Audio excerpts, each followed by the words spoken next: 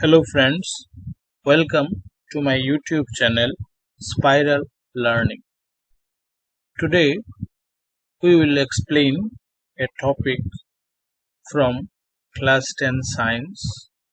Obviously the topic is physics. The chapter that we are going to discuss today is chapter 11. Chapter 11 from NCERT textbook. NCERT textbook. Name of the chapter is electricity. Name of the chapter is electricity. Very important chapter for examination perspectives, for future perspectives. If you study science or in science stream after class 10, then electricity is a very important chapter. In joint entrance examination, so many questions asked from this chapter. This chapter is equally important for JEE aspirant as well as for NEET aspirants. So the topic that we are going to discuss from the chapter electricity is Ohm's law. Ohm's. This law is very important for the examination as well as for future perspectives. We are going to explain the law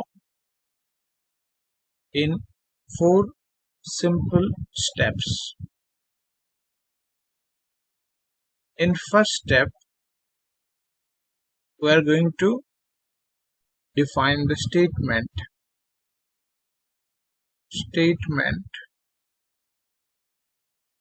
of Ohm's law.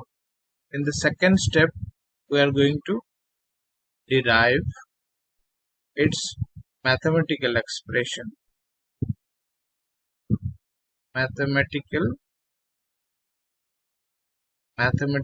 expression. Because without mathematical expression, it is very difficult to solve numericals. In the third step, we are going to define resistance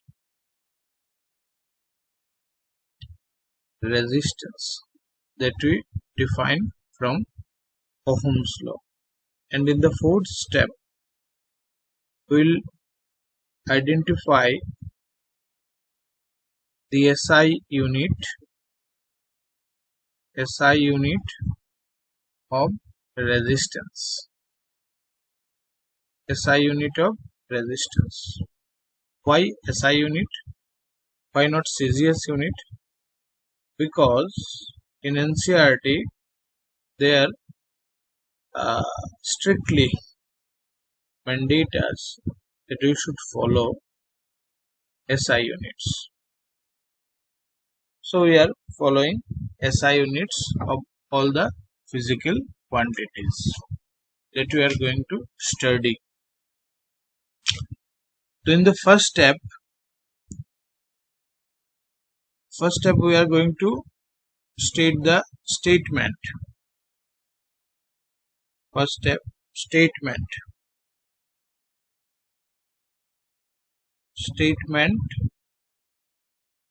of Ohm's law. Statement of Ohm's law. The law states that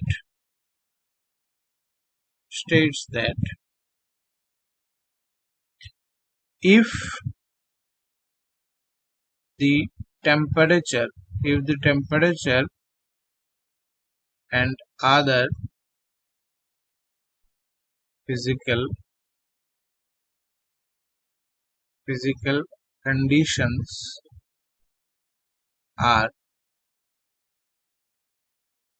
remain constant,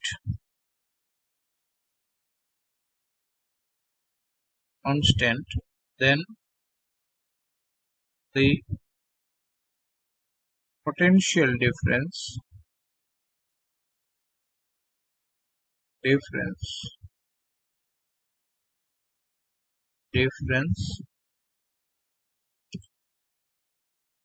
applied between the two ends of a conductor is directly proportional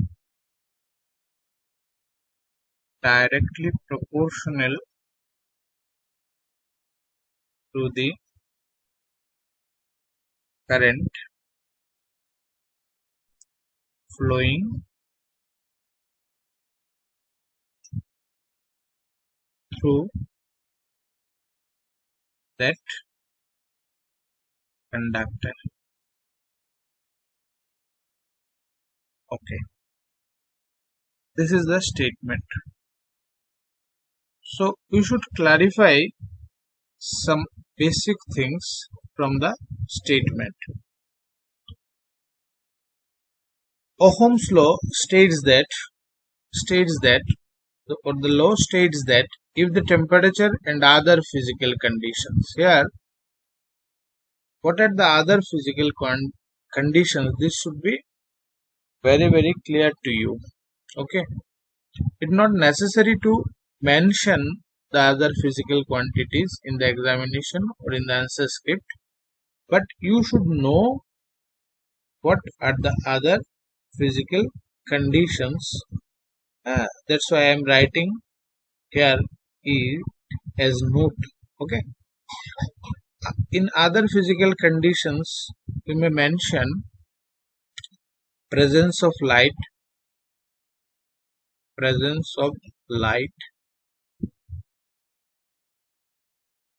second we may mention pressure,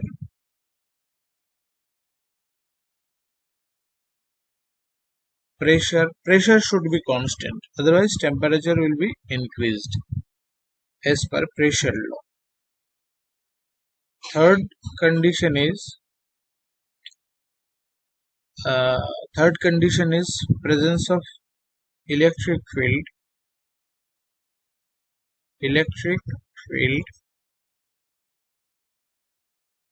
and the fourth one is presence of magnetic field.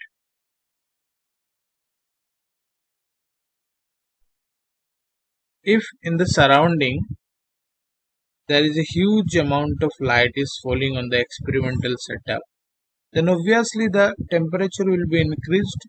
If the pressure of the room where we are performing the experiment is not constant, then obviously the temperature will be increased.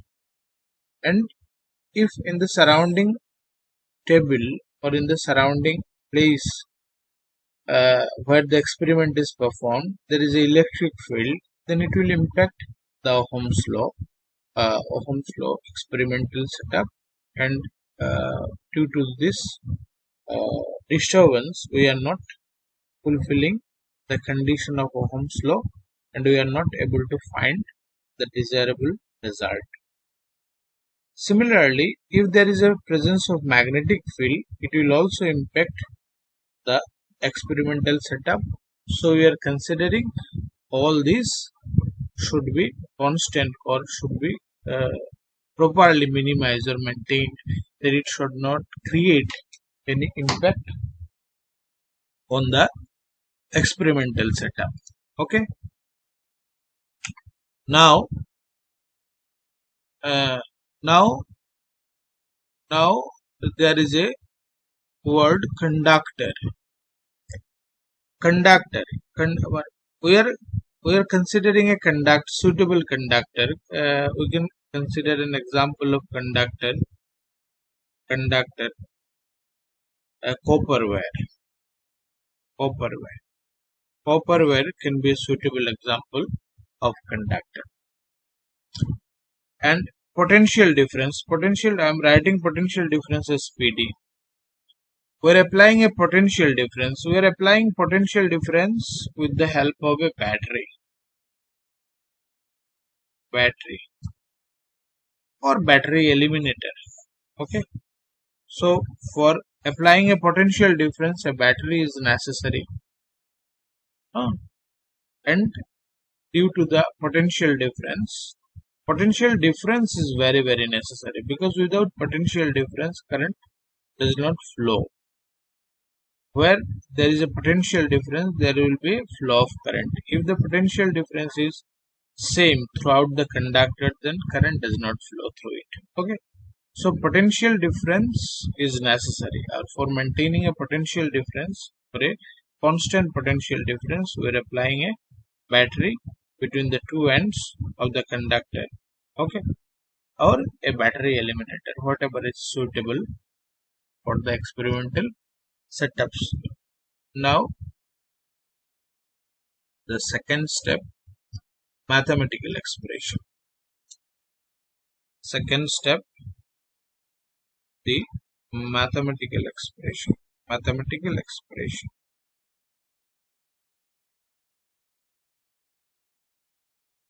Mathematical expression of Ohm's law, obviously.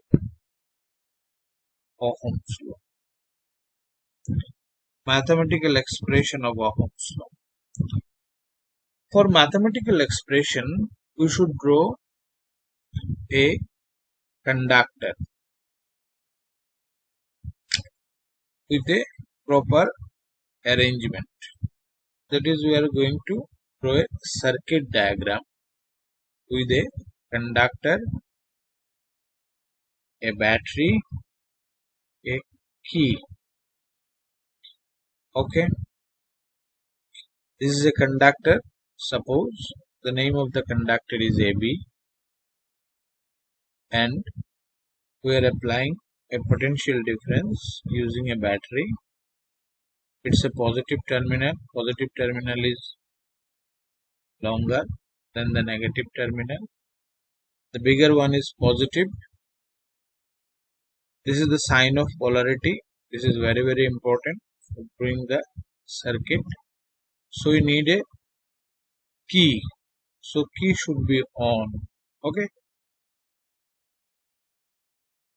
Without the key is on, then current does not flow through the circuit. The bigger one is positive polarity and the smaller one is the negative polarity of the battery. So since the A end of the conductor is connected to the positive terminal, we are indicating the potential of the A end is VA, and the potential of the B end is indicating by VB. You should observe that V end is positive and VA end is positive and VB is connected to the negative terminal of the battery. Obviously, we can say VA is greater than VB, because VA is connected to the positive terminal and VB is connected to the negative terminal of the battery, and the potential difference is B. Suppose so due to the potential difference, a current is flowing through it and the current is I. Okay,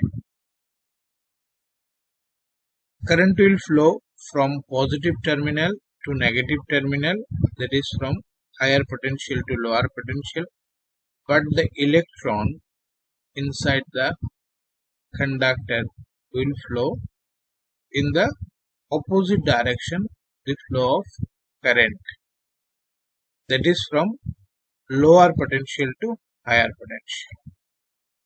Okay, so this is the circuit diagram. Now we are going to explain a little bit of the circuit diagram.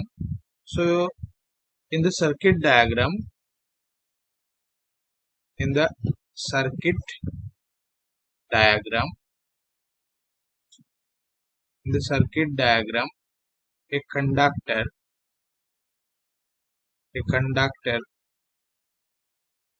AB is connected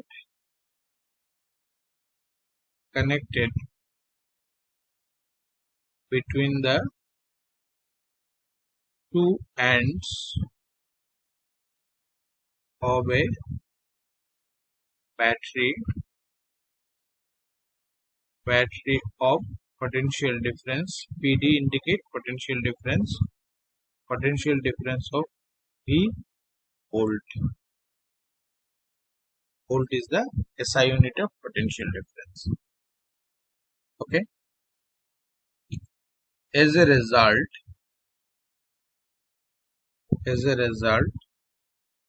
a current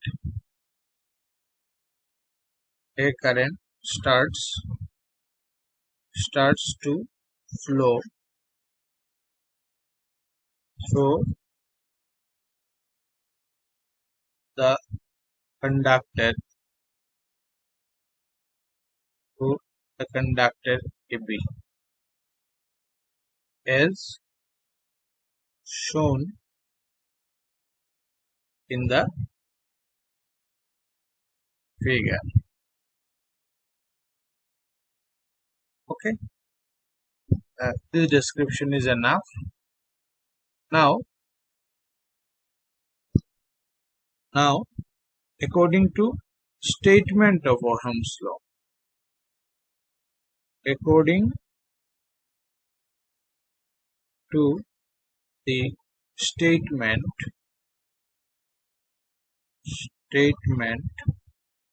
of Ohm's law. What is the statement? Statement is potential difference, that is V, is proportional to the current flow through it.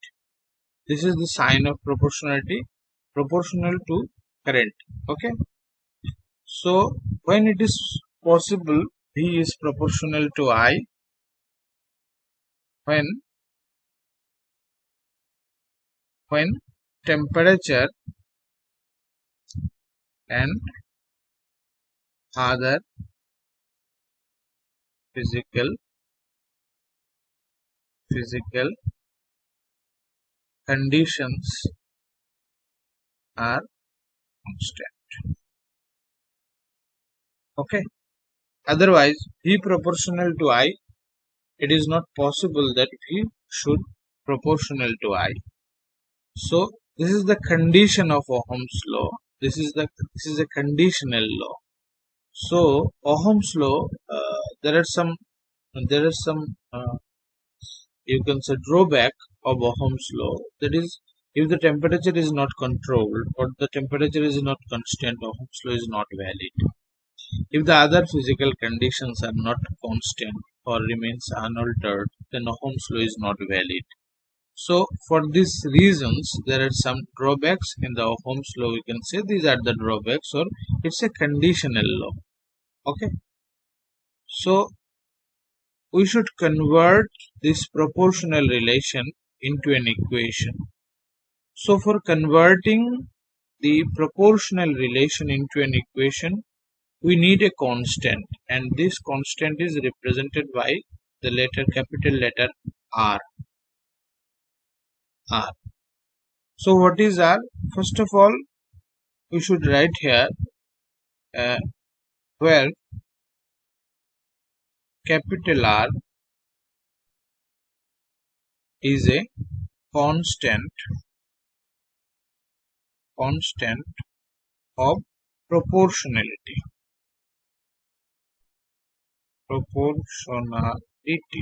Okay, this is its first address or first reference that we are giving to this constant V. We are addressing R as proportionality constant, but after some time we will define its in another name. This is like, so this is the mathematical expression of Ohm's law. So Ohm's law basically provides us a relation between, you can take it as a note here. Okay, this is a note. Okay, so a relation between Ohm's law gives us a relation between V and I, that is current and voltage. Okay, Ohm's law provides us a relation between current and voltage. Okay, so now this is the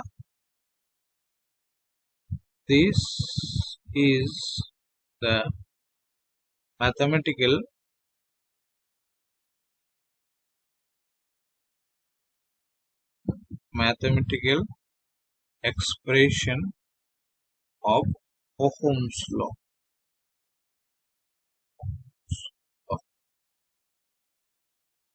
where capital R is a constant,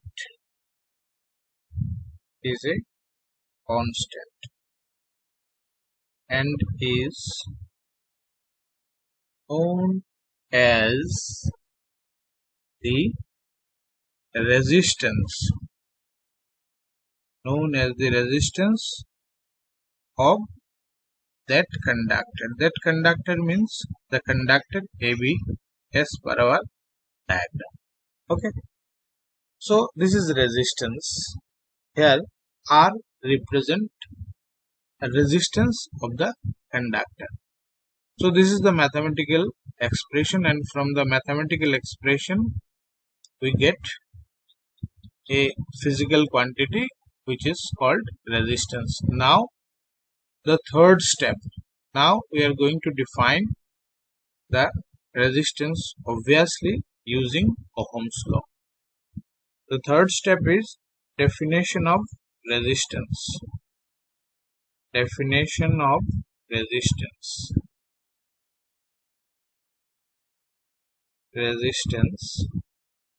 Using Ohm's law.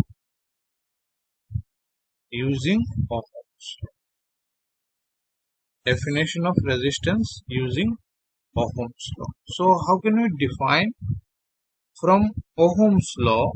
That we learn from Ohm's law,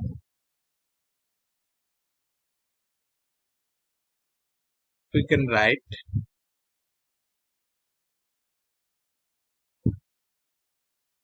V equal to R I. Okay, where V equal to potential difference, I equal to current, R equal to resistance.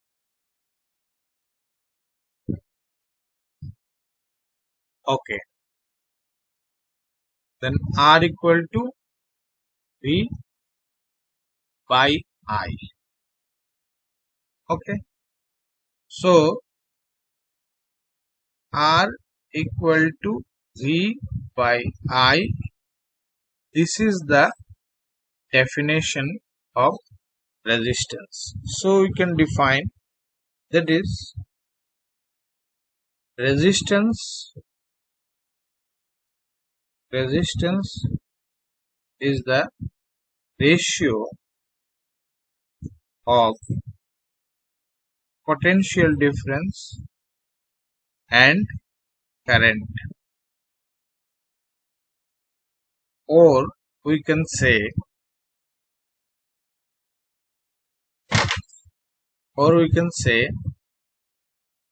potential difference potential difference per unit current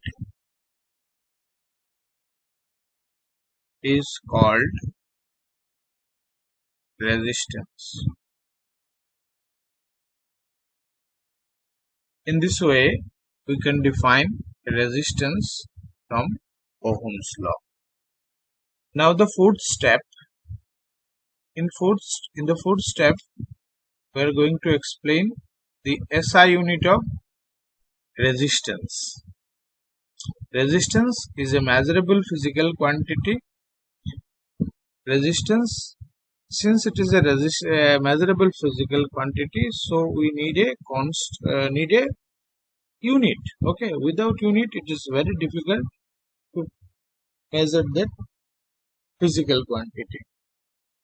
And we are considering in this case the SI unit, because SI unit is mentioned in our syllabus of NCERT. SI unit of resistance.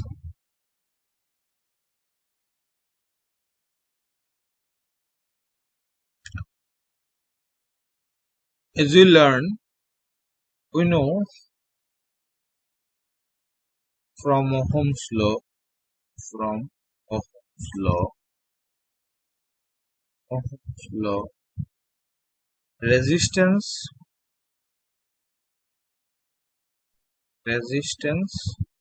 R equal to E by I.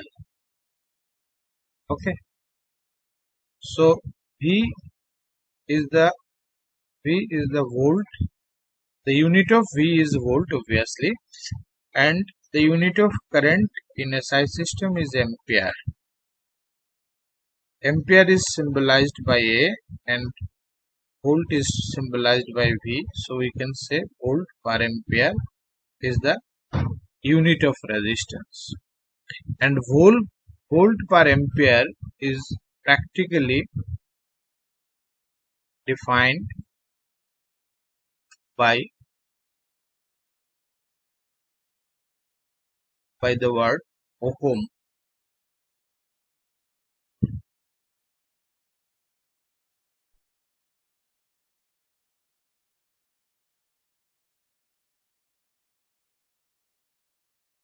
By the word ohm.